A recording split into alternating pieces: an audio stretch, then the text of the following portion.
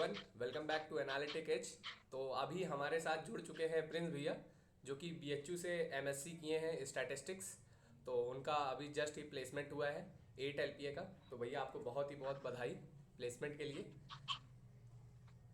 Thank you so much Priyanshu. भैया थोड़ा अपने बारे में बताइए, कैसे कैसे आपने किया। जैसे बहुत बच्चे एमएससी बीएससी करते रहते हैं, उसके बाद आईआईटी जैम करते हैं या फिर और सारे एग्ज़ाम देते हैं, उसके बाद एमएससी लेते हैं। बहुत लोग आईआईटी का सोचते हैं, फिर आप बीएचयू जाके 8 लाख का पैकेज ले लिए, मतलब काफ़ी ठीक है।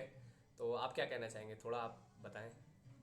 तो first of all start with my introduction. ठीक है, my name is Kumar Singh and मैंने अपना मास्टर्स बीएचयू से किया है। जी इनफैक्ट मैंने अपना बैचलर्स भी बीएचयू से किया था। जी। रही बात आईटी जैम की, मैंने प्रिपेयर किया था, मैंने एग्जाम भी दिया था, बट अनफॉर्चुनेटली मैंने क्वालिफाई नहीं किया था। अच्छा भैया। And after that BHU is the second best option, so I did select and या दैट इज ऑल अबाउट। बढ़िया भैया। तो बहुत लोग परेशान रहते हैं कि जैसे आईआईटी जैम में नहीं हुआ तो बीएचयू में जाएंगे, प्लेसमेंट होगा कि नहीं होगा। भैया प्लेसमेंट अगर लेना है तो कब से प्रिपरेशन करना पड़ेगा और क्या क्या स्किल रहनी चाहिए, मतलब ये सब बच्चों का क्वेश्चन रहता है। तो आप क्या कहना चाहेंगे इस पे। बिल्कुल।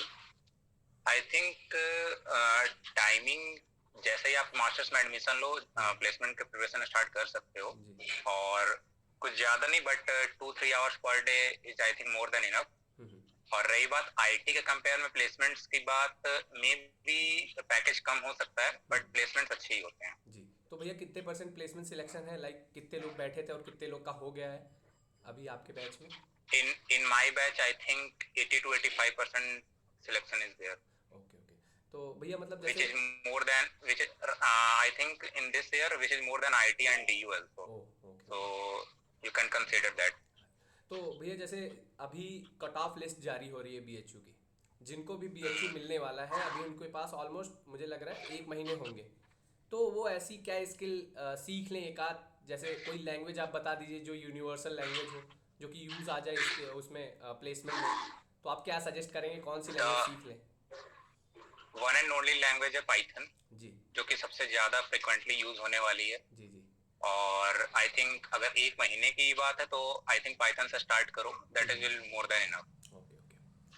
अच्छा। तो भैया जैसे आपको किस कंपनी में मिला है package. Actually I am selected in Genpact okay in the role of business analyst okay okay. and हाँ फिलहाल लोकेशन नहीं पता है, जब पता चलेगा अरे तो कोई बात नहीं बताऊंगा। भैया, हो गया।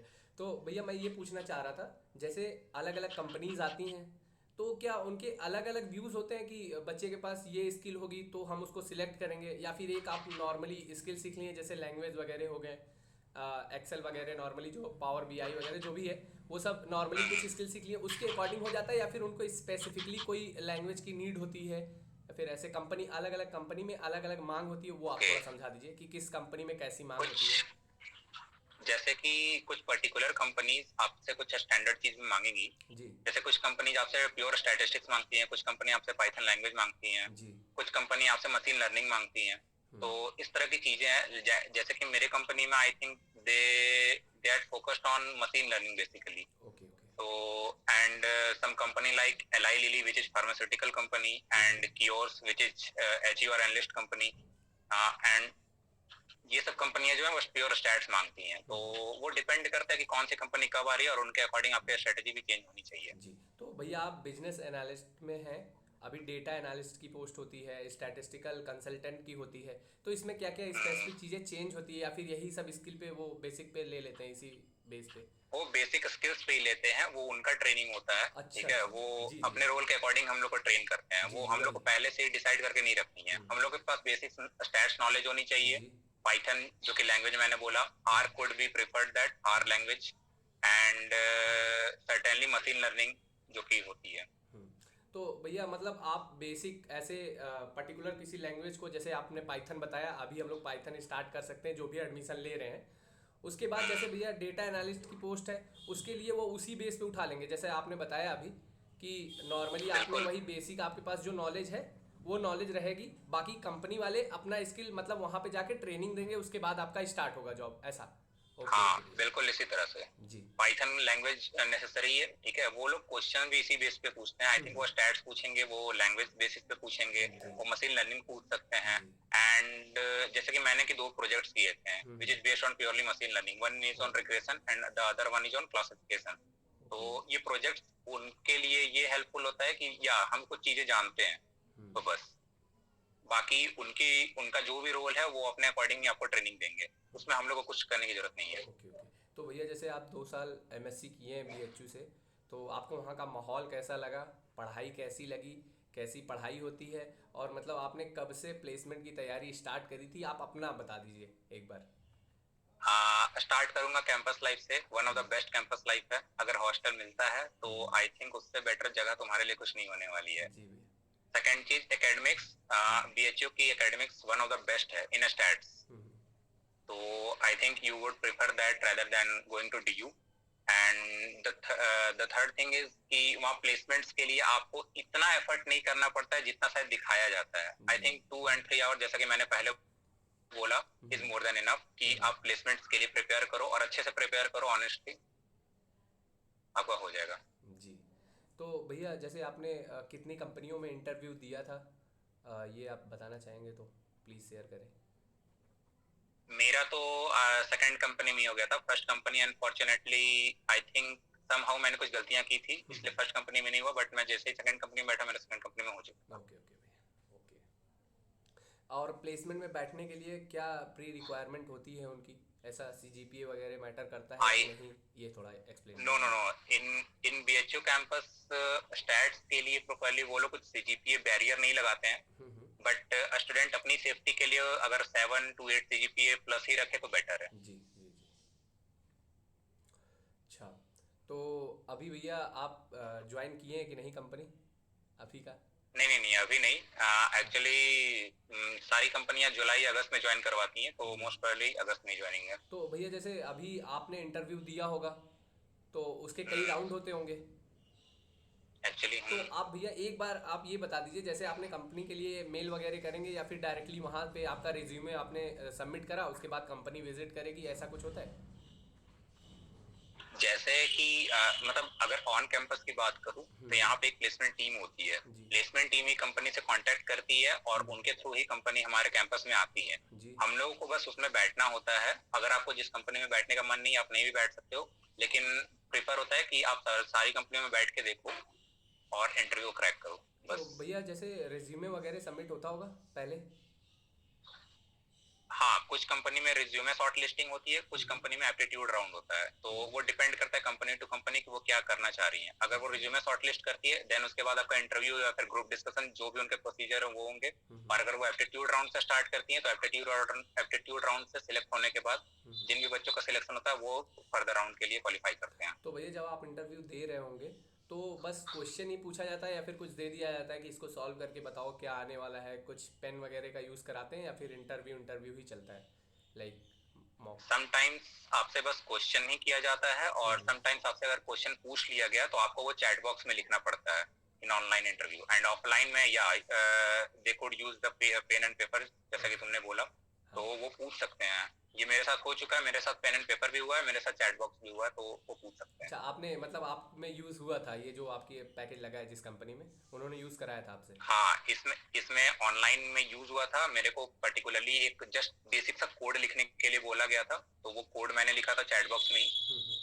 एंड इन फर्स्ट कंपनी जिसका ऑफलाइन इंटरव्यू हुआ था, उन्होंने मेरे को पेन पेपर में भी सॉल्व करने के लिए बोला था। अच्छा। तो भैया आपका प्लान हमेशा प्राइवेट कंपनी में रहने का ही है या फिर कुछ आपने दूसरा प्लान किया है? जैसे सभी लोग स्टैट्स लेते हैं तो इसकी कुछ फील्ड है, जैसे आईएसएस के लिए बहुत लोग जाते हैं, बहुत लोग वो आरबीआई ग्रेड भी है। और आप अपने हिसाब से आपने एक्सप्लोर कर लिया होगा अभी तक कि स्टैट्स में एमएससी करने के बाद और कहाँ कहाँ गवर्नमेंट जॉब में मिल सकता है।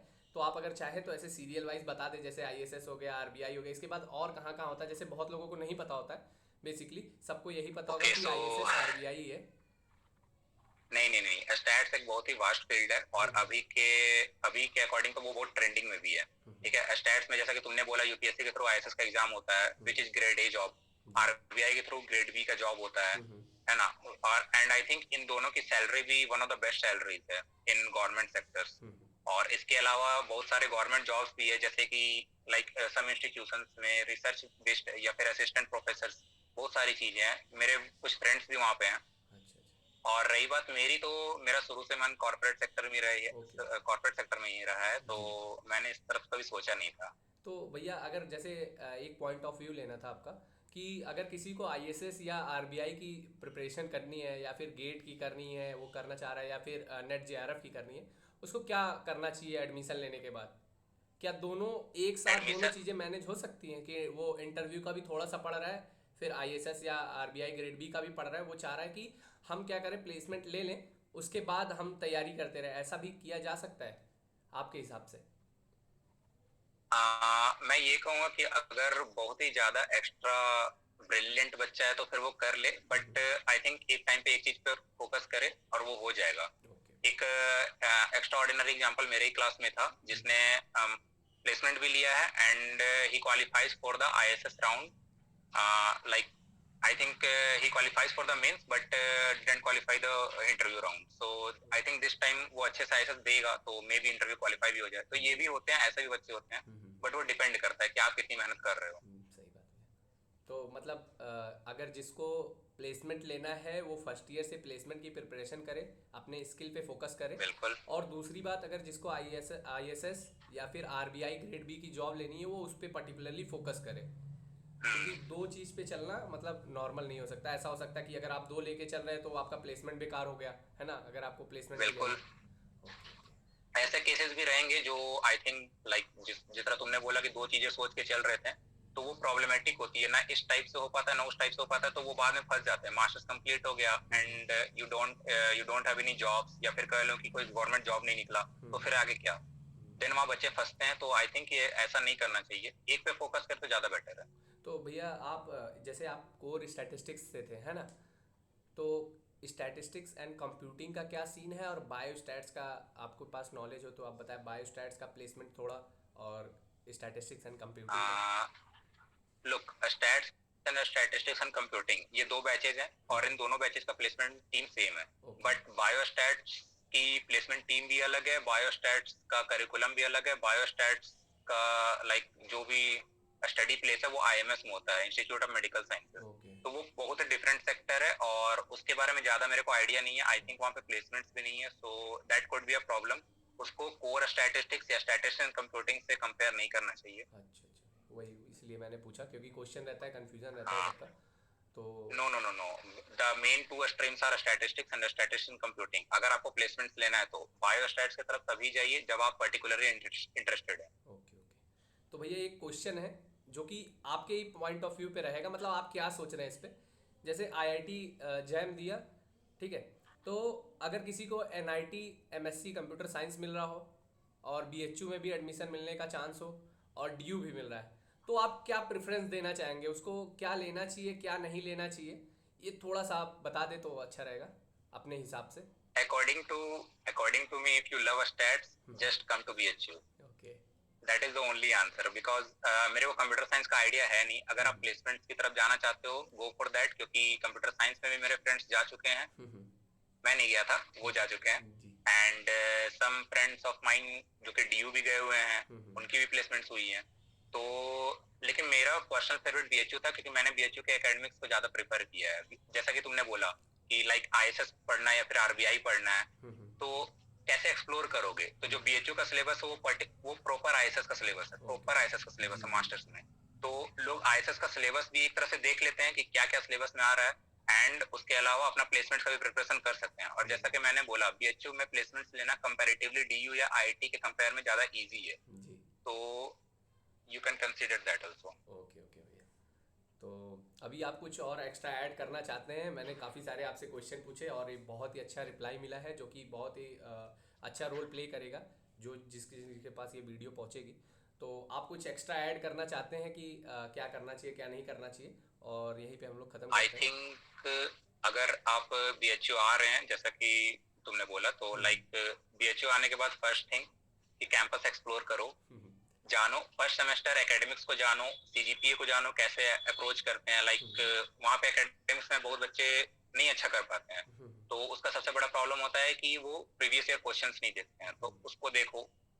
फर्स्ट सेमेस्टर अगर आपने एकेडमिक्स को समझ लिया, देन आप सेकंड सेमेस्टर से भी प्रिपरेशन स्टार्ट करोगे इन अप्रैल और इन आई थिंक मार्च और April, then you can follow that.